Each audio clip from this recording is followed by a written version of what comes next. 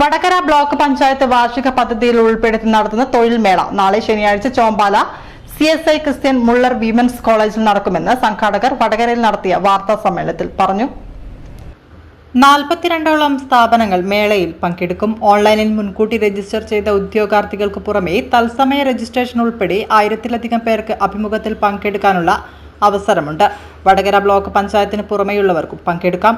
സുഗമമായി രജിസ്റ്റർ ചെയ്ത് അഭിമുഖത്തിൽ പങ്കെടുക്കുന്നതിനായി 10 കൗണ്ടറുകളും 2 ഹെൽപ്പ് ഡെസ്കുകളും ഉൾപ്പെടെ തയ്യാറാക്കിയിട്ടുണ്ട്. ഒരു ഉദ്യോഗാർത്ഥിക്ക് 3 സ്ഥാപനങ്ങളിലെ അഭിമുഖത്തിൽ പങ്കെടുക്കാം.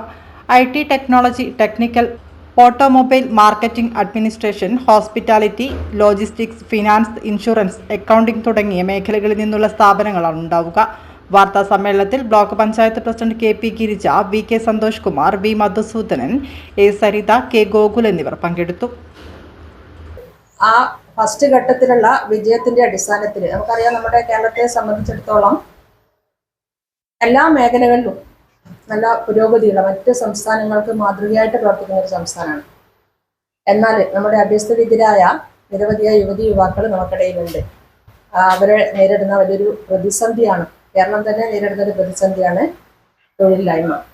അതിന് ചെറിയൊരു പരിഹാരം ഉണ്ടാക്കുക എന്നുള്ളതാണ് ഇത്തരം ഒരു പദ്ധതി വെച്ചതുകൊണ്ട് വടകര ബ്ലോക്ക് പഞ്ചായത്ത് ഭരണസമിതി ഉദ്ദേശിക്കുന്നത്. വിദ്യാസമ്പന്നരായ എല്ലാവർക്കും നമ്മുടെ സർക്കാർ സ്ഥാപനങ്ങളിൽ അല്ലെങ്കിൽ സർക്കാർ ജോലി എന്നത് ഈ ഒരു കാലഘട്ടത്തിൽ അപ്രാപ്യമാണ്. എന്നാൽ നമ്മുടെ സ്വകാര്യ സ്ഥാപനങ്ങൾ, നമ്മുടെ സംസ്ഥാനത്തിനകത്തുള്ള നിരവധിയായ സ്വകാര്യ സ്ഥാപനങ്ങളുണ്ട്, കമ്പനികളുണ്ട്. നല്ല സാലറിയും അതേപോലെ തന്നെ ആനുകൂല്യങ്ങളും ഒക്കെ കിട്ടുന്ന കമ്പനികളാണ്.